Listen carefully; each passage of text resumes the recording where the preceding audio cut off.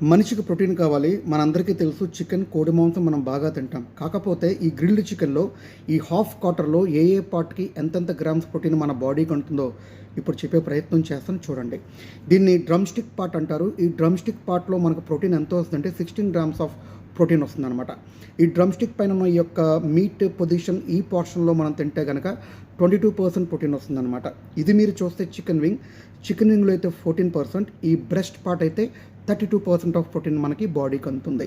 ఇది grilled chicken అండి. ఇది బార్బిక్యూ చికెన్ కాదు. గ్రిల్డ్ అంటే ఆ యొక్క ఫ్లేమ్ మీద బాగా కరుగుతుందనమాట. ఇది స్కిన్లెస్కి సంబంధించిందనమాట. స్కిన్లెస్ కాబట్టి ఈ క్యాలరీ, స్కిన్తో అయితే మళ్ళీ క్యాలరీ పెరిగిపోతుంది.